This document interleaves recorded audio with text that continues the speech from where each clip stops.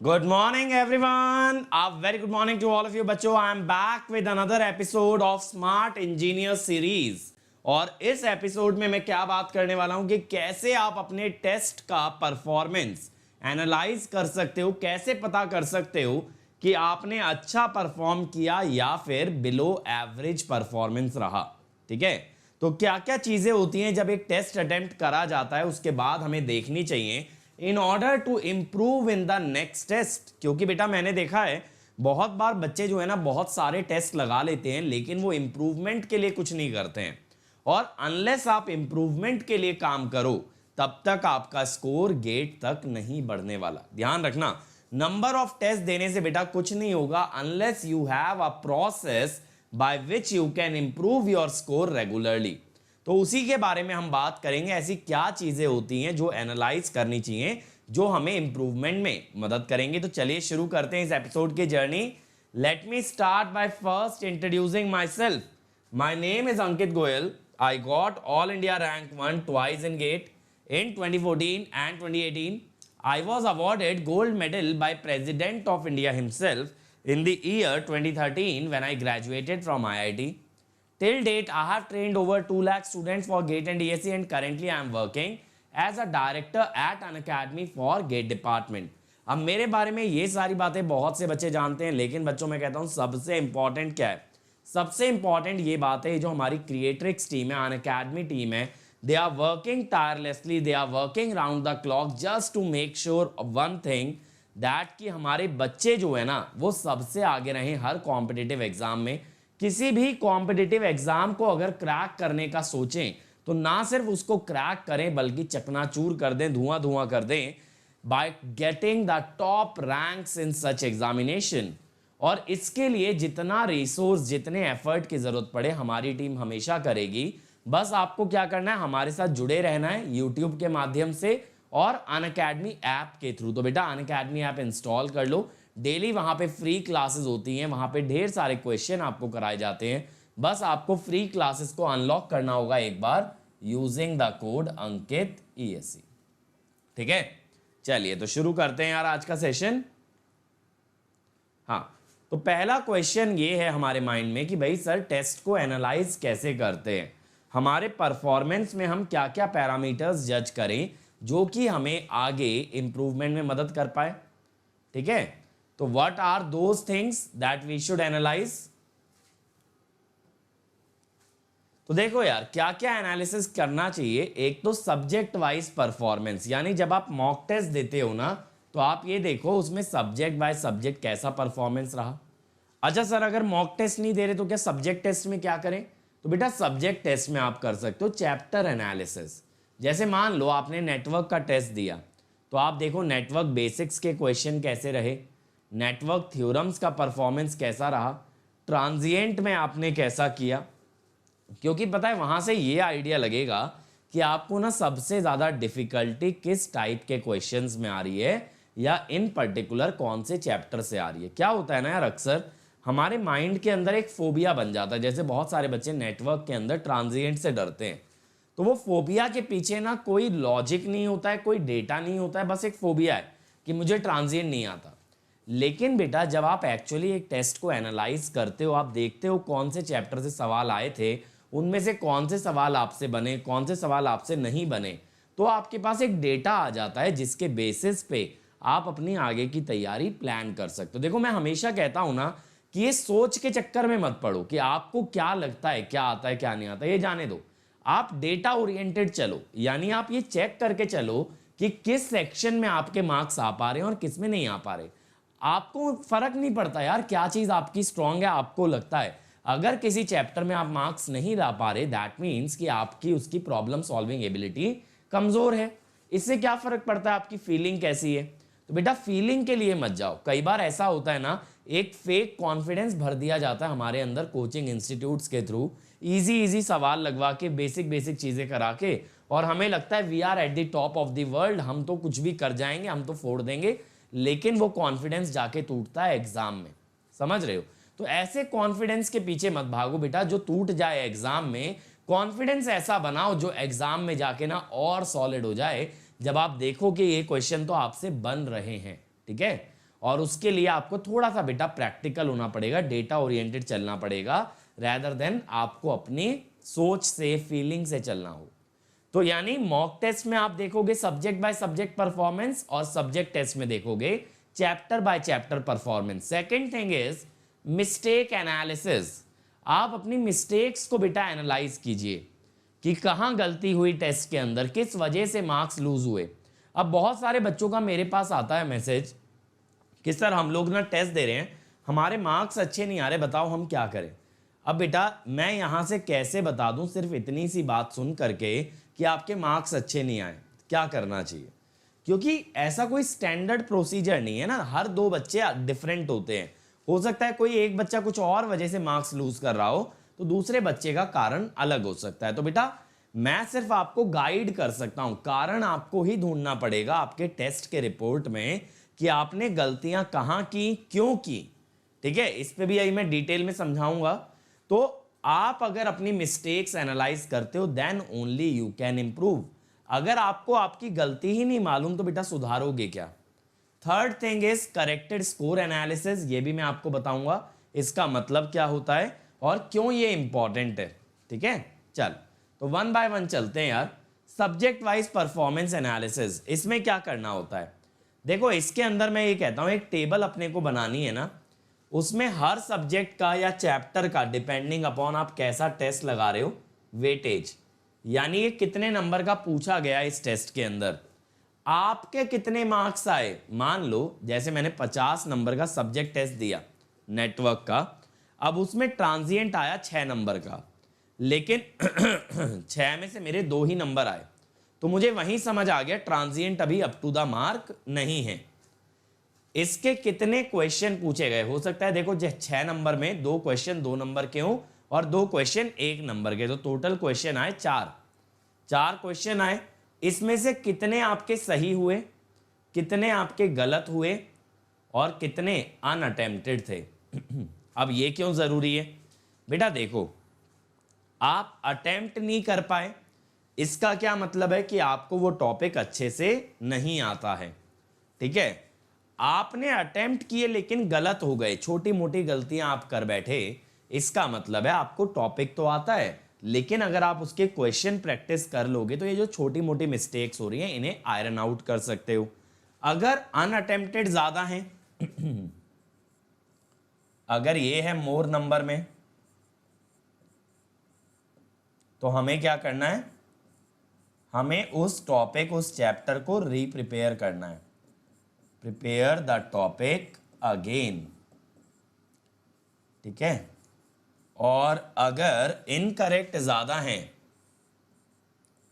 तो हमारा एक्शन क्या होगा, practice more number of problems, यानी कंसेप्ट मालूम तो है लेकिन एग्जाम में लग नहीं पा रहा है, गलती हो जा रही है, तो यहाँ पे आप ज़्यादा प्रॉब्लम्स अगर प्रैक्टिस करेंगे तो ये चीज़ सही की जा सकती है।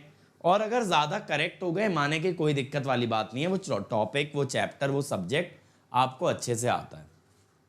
और इवन यार देखो, अगर मॉक टेस्ट में भी आप सब्जेक्ट बाय सब्जेक्ट ऐसा एनालिसिस करोगे ना, तो किसी पूरे सब्जेक्ट को अपना वीक मत मान लेना, एक बार देख भी लेना क्या उस सब्जेक्ट में कोई ऐसा चैप्टर है जिसके क्वेश्चन ज़्यादातर गलत हो रहे हैं। यानी मान लो किसी मॉक टेस्ट में आपके नेटवर्क में अच्छे मार्क्स नहीं आए, है ना, वहाँ नेटवर्क का परफॉर्मेंस आपका डाउन हो गया, तो ये मत सोच लेना मुझे पूरा ही नेटवर्क नहीं आता, एक बार चेक कर लेना, हो सकता है एसी एनालिसिस के सवाल आपसे गलत हो गए हो, तो फिर एसी एनालिसिस रिवाइज करेंगे ना यार, क्योंकि देखो जितना आप अपनी मिस्टेक्स को पिन पॉइंट करके निकाल लोगे रिवीजन में उतना कम टाइम लगेगा। अगर कभी भी कोई बच्चा ऐसा बोलता है यार मुझे जो है ना ट्रांजिएंट आता ही नहीं है, ठीक है या ये कह देता है कि मुझे नेटवर्क ही नहीं हो पा रहा मुझसे, अब नेटवर्क को रिवाइज करने में कम से कम नहीं तो बेटा 4 से 5 दिन देगा। लेकिन अगर वो कहता है ना नेटवर्क का एसी एनालिसिस नहीं बन रहा, तो चंद घंटों में रिवाइज किया जा सकता है। तो सोचो कितना एफर्ट बच जाता है अगर आपको एग्जैक्ट प्रिसाइज वे में मालूम है कि कहां पे आपका पेन पॉइंट है। अगला भाई मिस्टेक एनालिसिस। अब देखो मिस्टेक कई तरह की हो सकती हैं। पहली होती है सिली मिस्टेक, जो कि हमारे ज़्यादातर स्टूडेंट करते हैं जब वो पहली बार टेस्ट में टाइमर को फेस करते हैं। क्या होता है, जब आप लोग प्रैक्टिस करते हो तो आप अपने कंफर्ट जोन में प्रैक्टिस कर रहे हो और आराम से बना रहे हो, सवाल बन भी जा रहा है। लेकिन जैसे ही हम लोग टेस्ट देने बैठते हैं, सामने टाइमर आता है तो हवा टाइट होने लगती है ना। और इसी के लिए कहता हूं कि अगर इस डर को अपने मन से निकालना है ना, तो आप ज्यादा से ज्यादा टेस्ट दो। एटलीस्ट इतना तो करो ही करो बच्चों कि हर हफ्ते अनअकैडमी का कॉम्बैट दो। हर क्वेश्चन पे टाइमर चलता है। जब टाइमर चलता है, आप लाइव कंपीट कर रहे होते हो ना, तो आपको स्पीड एक्यूरेसी का अंदाजा हो जाता है। और अभी से भी बहुत टाइम है गेट के अंदर, चाहोगे अगर अभी से भी देना स्टार्ट करोगे ना, तो भी आप बहुत इंप्रूव कर ले जाओगे। बट हाँ, सिली मिस्टेक होती हैं, उनके पीछे कुछ कारण हो सकते हैं। लैक ऑफ टाइम, हमें दिख रहा है भाई टाइमर भाग रहा है और उसको पकड़ने के चक्कर में हम गलती कर बैठे। कैलकुलेशन एरर, कोई ना कोई ऐसी बात हो जाती है कैलकुलेटर में हम डेटा गलत डाल देते हैं, ठीक है। कैलकुलेटर कभी गलत आंसर नहीं देता, हमने डेटा गलत डाला होगा तब गलत देगा, या फिर सही निकालने के बावजूद हम गलत आंसर भी मार्क कर देते हैं। अब बच्चों ये सब जो है ना, ये सब है टाइमर का प्रेशर। तो देखो मैं आपको एक चीज बताऊं, जो मिस्टेक्स हमसे होती है ना, वो ऐसे क्वेश्चन में होती हैं जिन पे हमें कॉन्फिडेंस होता है कि ये तो हम कर ले जाएंगे। कभी भी ऐसे क्वेश्चन में मिस्टेक नहीं होती जहां आपका कॉन्फिडेंस लो हो। इसीलिए जब आप कोई क्वेश्चन देखते हो, आपको लगता है ये बन जाएगा, ये आपके जोन में है, इसको आप पेल सकते हो, तो वहां बेटा थोड़ा सा केयरफुल हो जाना, क्योंकि वहां 10 सेकंड बचाने के चक्कर में ऐसा भी हो सकता है कि वही क्वेश्चन जो आपको बहुत अच्छे से आता था गलत हो जाए। समझ रहे हो?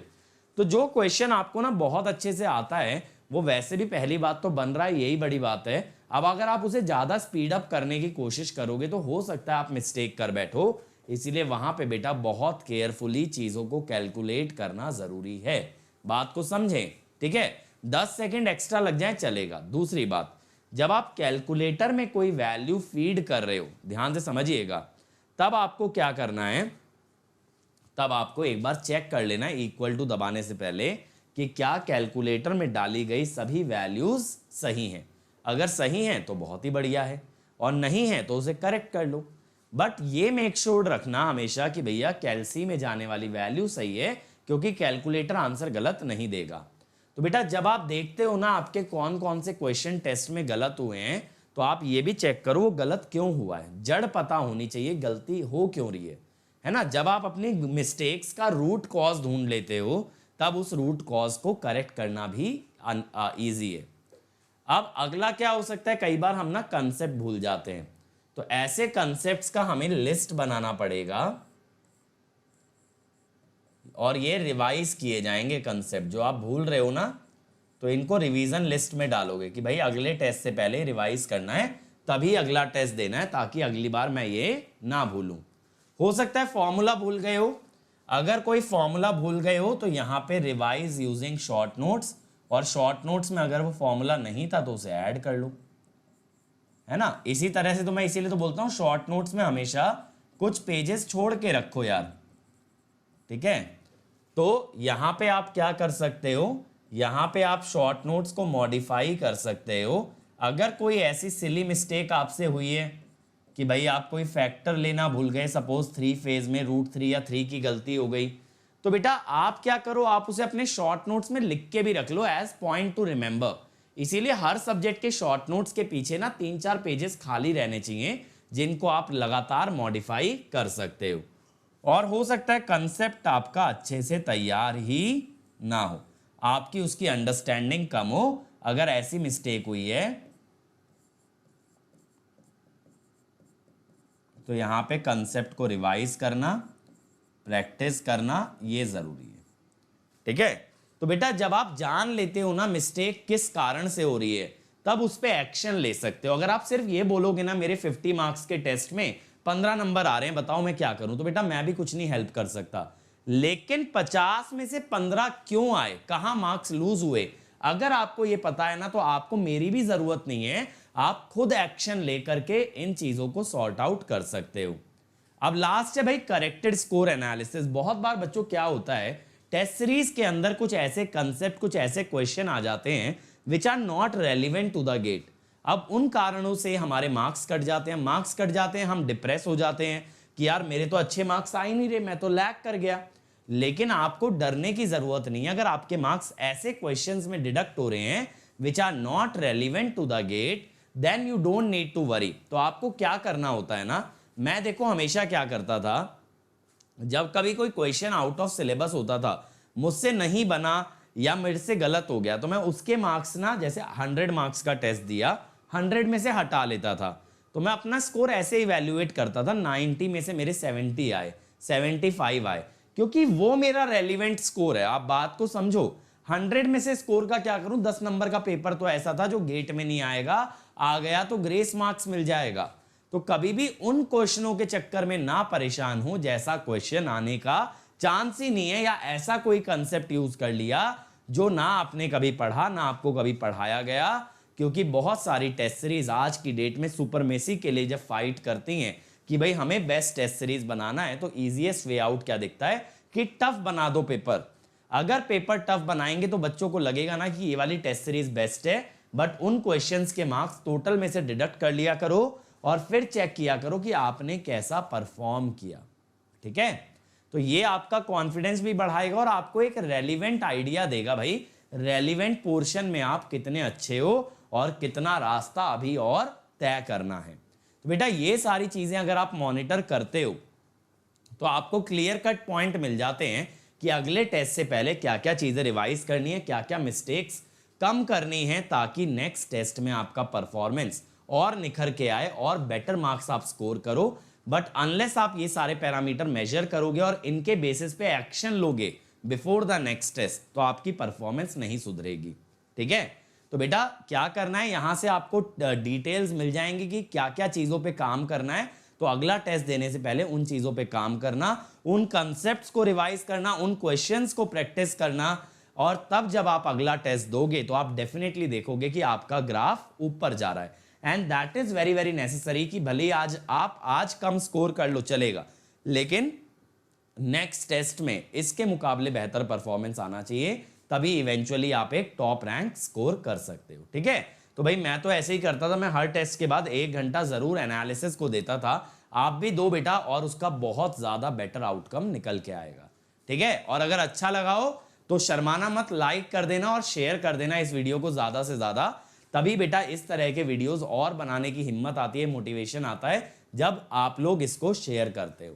ठीक है, और अगर मेरी स्पेशल क्लासेस अटेंड करनी है तो ये लिंक चेक कर लिया करो भाई, यहाँ पे मैं अपडेट करता रहता हूँ। तो यहाँ पे अगर जाओगे ना, अपकमिंग में आगे आने वाली स्पेशल क्लासेस मिल जाएंगी, और जो हो चुकी हैं वो अलग अलग फोल्डर में, पीएसयू के लिए भी हैं, गेट के लिए भी हैं, मैराथन्स भी हैं, यहाँ पे सब कुछ मिलेगा। It's time to experience something glorious. Unacademy Combat.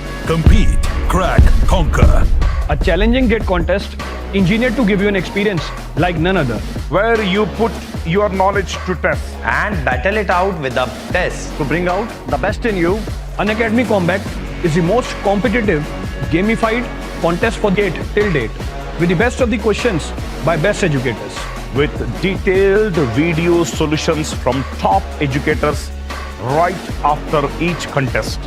Combat live with peers to get real-time rankings and win big. Participate in every contest to improve your ratings. Challenging contests every fortnight or alternate Sunday. Live ranking after every question. Big rewards for top rankers. Your passion to crack gate deserves this. Your hard work towards your dream deserves this. Fuel your inner fire for the ultimate gate challenge. Unacademy Combat. Register now.